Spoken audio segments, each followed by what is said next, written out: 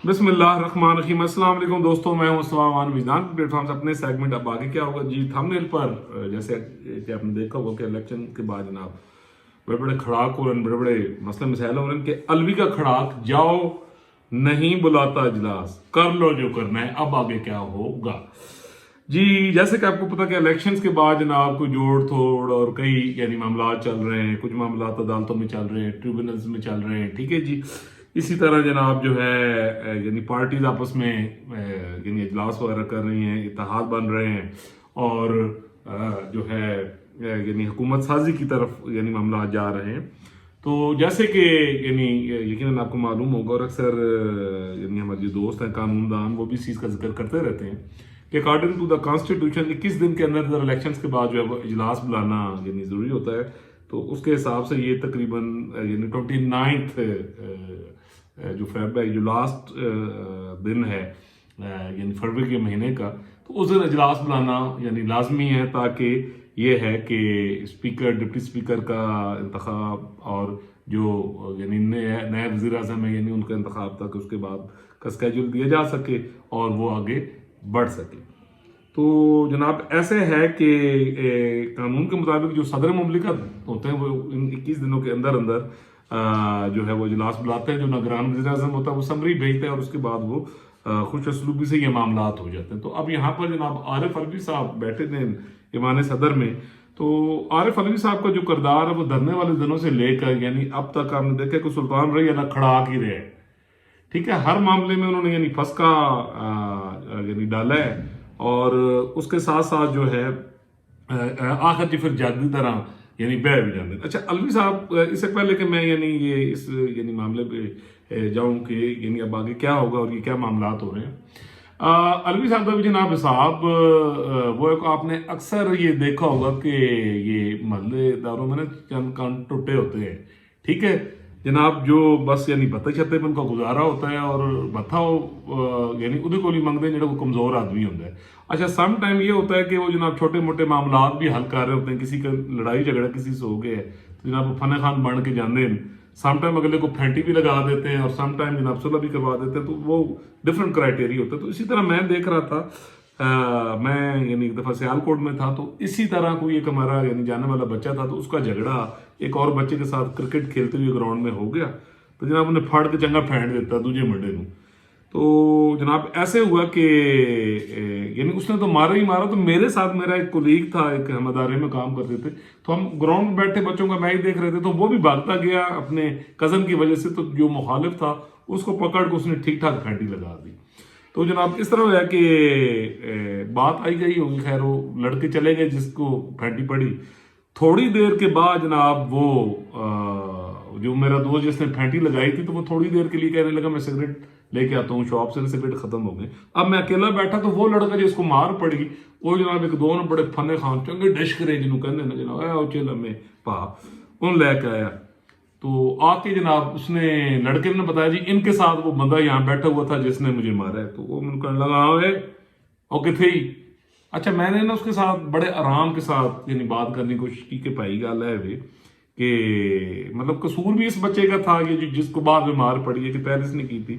उन्हें कहा नहीं वो जिथे है इथे ही वो आएगा, इथे ही आज फैसला होएगा जनाब, ठीक है जी। तो अभी मेरी और उसकी डिस्कशन हो रही थी, तो इसी दौरान मेरा वो दोस्त जिसने फेंटी लगाई थी वो आ गया, ठीक है जी। वो आ गया और मैंने कहता की होया की हो रहा है। अच्छा उन्हें कहा जी तू है जिन्हें मुंडे नू मारे सी। तो मेरा दोस्त है ना उसने आगे से फकड़ निकाला उसी को, वो जो उस जमाने का यानी अलवी सी आरिफ अलवी। उन्हें कहा कि आहो मैं मारे सी की गल तू भी कुट खानी है।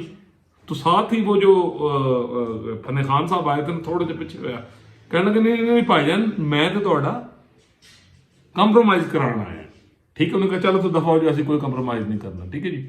वो जनाब उन्हें अच्छा जी भाजी नाराज से ना हो, ठीक है थोड़ी मर्जी, तुम सुलह नहीं करनी लेकिन थोड़ी बड़ी ज्यादती है, ये कहता हुआ वहां से रफू चक्कर।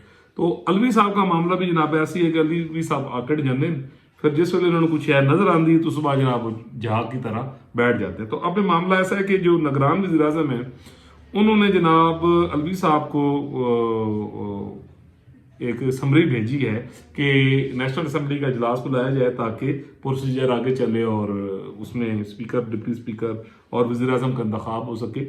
تو الوی صاحب جناب ایتھے پھسکا پا کے بہ گئے. انہوں نے کہا جی جب تک یہ ساری جو مخصوص نشستیں ہیں یہ کمپلیٹ نہیں ہوتی اور ایمان پورا نہیں ہوتا تو اس وقت تک اجلاس بلایا نہیں جا سکتا. تو مطلب یہ ہے کہ میرا خوار ہونے دل کر گا، اور کوئی گل نہیں. وہ جیسے میں نے آپ کو واقعہ سنایا ہے، ٹھیک ہے جی، کہ آپ کے اندر کیپیسٹی نہ ہو، آپ کو آئین قانون کی دستور کی سمجھ نہ ہو تو پھر آپ ایہو جہی بونگیاں مارتے ہو. تو اب یہ کہ یہ بدقسمتی ہے کہ ایوان صدر میں ایک ایسا شخص بیٹھا ہے کہ جو پاکستان کا صدر نہیں ہے بلکہ کلٹ یا ایک جو پارٹی ہے، ٹھیک ہے جی، وہ اس کا صدر ہے. اور میں یہاں پہ یہ سمجھتا ہوں کہ شاید وہ جاندے جاندے انہوں نے پتہ تو ہے میرے دن رہ گئے تھوڑے، 5-10 دن رہ گئے، نئے صدر نے آ جانا ہے. تو جاتے جاتے کم از کم میں کچھ جڑی ہے نا شہرت لے جاواں لوگوں دے وچ، ٹھیک ہے، اور پی ٹی آئی میں کوئی جگہ بنانے واسطے میری جگہ یعنی یقیناً ہوئے تو میں تھوڑا جا جناب یعنی جو جہادی فیکٹر ہے وہ کر لوں.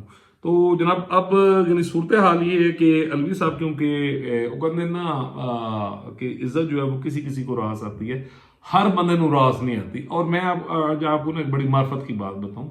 دیکھیں میں کوئی بہت زیادہ مذہبی یعنی آدمی نہیں ہوں، میں ایک لبرل مائنڈ یعنی شخص ہوں. بٹ میں آپ کو ایک بات بتاؤں کہ یہ جو قرآن کا اصول ہے نا کہ عزت اور ذلت خدا کے ہاتھ میں ہے، اور یعنی جس کے نصیبوں میں یہ چیزیں یعنی لکھی ہوتی ہیں نا وہ ذلیل و خوار ہو کے رہتا ہے. اسی طرح حدیث مبارکہ ہے کہ انما الاعمال بالنیات کے عملوں کا دار و مدار نیت، یعنی جو جی تھوڑی نیت ہوئے گی، تھوڑا کنڈکٹ ہوئے گا، وہ آپ کو جو ریئیکشن ملے گا وہ یعنی اس کے حساب سے ہوگا. تو الوی صاحب کو جس طرح کا کنڈکٹ رہا ہے وہ آپ نے یعنی دیکھا ہے. میں تو 2014 تو جدوں انہوں نے آئیڈیو کہ ہم نے پی ٹی وی پہ قبضہ کر لیا، یہ ہو گیا، وہ جی خان صاحب مطلب کر رہے سن ایک دہشت گردی کی یعنی ایک پوری واردات تھی. اب یہ پاکستان ہے اور ان کے پیچھے جو خلائی مخلوقیں تھیں انہوں نے کیونکہ میاں صاحب کو ہٹانا سی تو نہ بلائیاں نو لے سی، لازم کے خلاف آج تک کارروائی نہیں ہو سکتی. پھر یہ وہی عارف الوی ہے کہ جب آرٹیکل 5 کا غیر دستوری طور پر سہارا لیتے ہوئے قاسم سوری جڑا آپ بھی کوئی پڑھا لکھا نہیں ہے، اے سارا گینگ ہی ایہو جہی ہے، میں سمجھنا کہ اس نے آرٹیکل 5 کا بہانہ کرتے ہوئے وہ جو تھی عدم اعتماد کی تحریک اس کو مسترد کیا.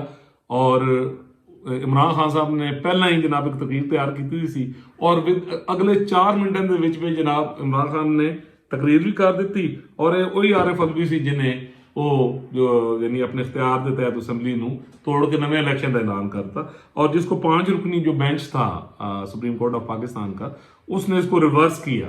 تو اس عاجز نے اسی دن جس دن یہ شاید 3 اپریل کو یہ کارروائی ڈالی تھی الوی اور عمران اور یہ قاسم سوری یہ جو گینگ تھا ٹولہ جو تھا، تو اسی دن میں نے جو ہے فیس بک پر اپنی ایک پوسٹ لکھی. کسی ٹائم میں آپ اس کا یعنی وہ دکھاؤں گا اس کا جو اسکرپٹ ہے کہ چلو چند دن اور لے لو تو سیدھا یہ آرٹیکل 6 ہے. یہ میری اوپینین تھی سازش کی اس وقت. تو جب کہ سب لوگ یہ کہہ رہے تھے کہ جناب کہ اب ملک انتخابات کی طرف چلا جائے گا، تو میں اسی وقت کہہ رہا تھا کہ یہ فیصلہ ریورس ہوئے بغیر اور نیا وزیر اعظم بنے بغیر یہ معاملات آگے جا ہی نہیں سکتے. تو اس آگیز کی یعنی اس وقت بھی یہ پوائنٹ آف ویو تھا. تو 5 رکنی بینچ نے اور اس میں جو جسٹس جمال مندوخیل صاحب اور مظہر عالم مندوخیل صاحب جو تھے انہوں نے تو بڑا سخت ورڈٹ دیا اور اس پر آرٹیکل 6 لگانے کی انہوں نے مطلب ایڈوائز کی. تو سپریم کورٹ آف پاکستان کا جناب جو یعنی 5 رکنی بینچ کا متفقہ فیصلہ تھا کہ یہ دستور کو توڑا گیا ہے اور دستور کی خلاف ورزی کی گئی ہے تو وہ موجود ہے. تو اب یہ کہ الوی صاحب ایک تو پھر جس طریقے نال جان گے جناب وہ ایک کوئی اچھا نہیں ہوگا، اور بجائے اس کے کہ وہ یعنی اپنے جڑے پچھلے کرم کیتے سن کہ اس پر پشمان ہوتے، کوئی معافی مانگتے اور یعنی جاتے جاتے ایک اچھا جسد دے کے جاتے. تو اب جناب یہ کہ الوی صاحب کو بھی کٹہرے کے اندر یعنی آنا یعنی ہوگا ڈیفینیٹلی، یعنی میرا جو وجدان کہہ رہا ہے اور جو نظر بھی آ رہا ہے اور یہ ہونا بھی چاہیے کہ جب تک یہ بھی اور وہ دستوری مجرم جو 2014 سے 2011 سے اس کلٹ کو بنا رہے تھے، دھرنے کروا رہے تھے، 2017 میں جو میاں صاحب کی حکومت کو جس نے ختم کروایا بکاؤ ججوں کیا، تو وہ قومی مجرم جو ہیں आरिफ अलवी, इमरान खान, इन सब को मैं ये कहता हूँ कि वो कौमी मुजरिम जो यानी मेन इनके स्पॉन्सर थे, उन समेत ये सब लोग यानी कटहरे में आएंगे। और ये मेरा 2019 से ये मैं चीज़ लिख रहा हूँ कि इन कौमी मुजरिमों का कटहरे में आने के बगैर जो है वो नहीं गुजारा, ये होके रहेगा। अच्छा जी, अब होगा क्या? सवाल ये पैदा होता है कि आरिफ अलवी ने तो खड़ा कर देते हैं कि जाओ मैं नहीं बुलाना इजलास, कर लो जो तुम करने। तो डेफिनेटली इसके बाद जो स्पीकर कौमी असम्बली है उनके पास ये इख्तियार है कि वो आखिरी दिन यानी 29 जो फरवरी है, 29 फरवरी है, उसको वो यानी इजलास बुला सकते हैं और जो प्रोसीजर है वो उसी तरह चलना है। और मिट्टी तो खै कि से जी पैनी है, आरिफ अलवी, इमरान खान दे पूरे टोले दे, तो उसमें जनाब के इजलास तो यानी होके रहना है। और 29 आखिरी यानी दिन है, अकॉर्डिंग टू द कॉन्स्टिट्यूशन के इजलास बुलाया जाए और प्रोसीजर को आगे लिए जाए। तो अब ये अलवी साहब जनाब परेशान भी बड़े हुए, इनके आगे उन्हें आर्टिकल 6 भी नजर आ रहा है, वो जो असेंबली तोड़ी थी ये पूरे गैंग ने जो गैर कानूनी काम किया था, कि तो उनकी खान जनाब आज निकलेंगे। तो अब जनाब ये हुकूमती सतह पर भी जो असेंबली सेक्रेटरीट है, तो उन्होंने भी मेरी इतलात के मुताबिक अपना प्रोग्राम यानी बना लिया कि स्पीकर कौमी असम्बली जो है वो यानी इजलास यानी बुलाएंगे, और जो राजा परवेज अशरफ साहब हैं, और मामलात को लेकर यानी आगे चलेंगे। नए स्पीकर का इंतखाब होगा, वो उनसे हेल्प लेंगे, और नए स्पीकर जो है फिर वो वज़ीर आज़म का जो इंतखाब और बाकी मामलात हैं उसको लेके आगे चलेंगे। तो आरिफ अलवी जनाब थे एक बार फिर मिट्टी इन्होंने यानी सिर च, ठीक है जी। और जाते जाते वो कहने ना कि मैं यानी ख्वार होकर निकले हैं, ठीक है जी। वो फिर वही बात की इज्जत किसी नू रास नहीं जाती। चलो जी अलवी साहब ਤੁਹਾਡੀ मर्जी। तो जनाब ऐसे कि स्पीकर कौमी असम्बली ये इजलास बुलाएंगे और ये प्रोसीजर यानी 29 को आप देखेंगे कि यानी कंप्लीट होता नजर आएगा। अल्लाह ताला पूरी दुनिया पर, पाकिस्तान पर, बच्चे बच्चे बेलबूटे पर अपना करम करे, फजल करे। अगर आपने मेरा चैनल सब्सक्राइब नहीं किया तो जनाब ज़रूर कीजिए, कमेंट्स बॉक्स में अपनी ओपिनियन ज़रूर दिया करें और इसको शेयर ज़रूर किया करें।